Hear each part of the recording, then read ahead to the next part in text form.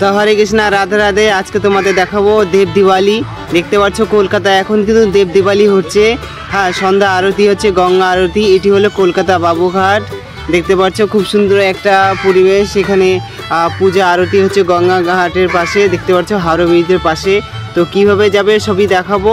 তা এটা হলো সকাল সকাল আমরা চলে গেলাম বাবুঘাটে। এখানে বাবুঘাটে গিয়ে গঙ্গা স্নান করলাম। যেহেতু দেব দিওয়ালি ছিল, প্রচুর ভক্তরা দূর দূরান্ত থেকে এসেছে এই গঙ্গা ঘাটে স্নান করার জন্য। স্নান সেরে নিলাম গঙ্গা জলে। তারপর সেখানে মন্দির ছিল, দেখতে পাচ্ছ বিভিন্ন ধরনের দেবদেবতা, শিবলিঙ্গ থেকে শুরু করে গণপতি বাপ্পা সব রকম ঠাকুর আছে। সেখানে প্রণাম টনা করলাম।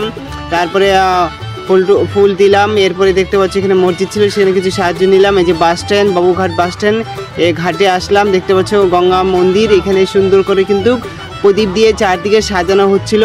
চারদিকে প্রদীপ দিয়ে সাজিয়েছিল। খুব সুন্দর একটা দৃশ্য সন্ধ্যাবেলা দেখার জন্য।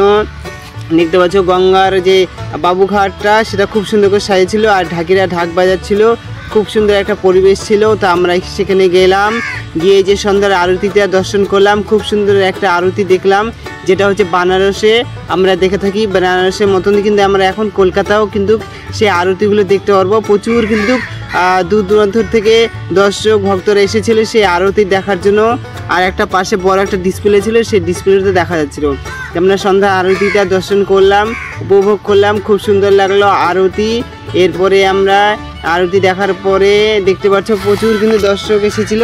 যেহেতু জায়গা ছোট, তাও কিন্তু প্রচণ্ড ভিড় ছিল। আর চারদিকে পুলিশ প্রশাসন পাহারাদার দিচ্ছিল। তো ভিডিওটা সত্যি লাইক করবে, কমেন্ট করবে। Bye bye.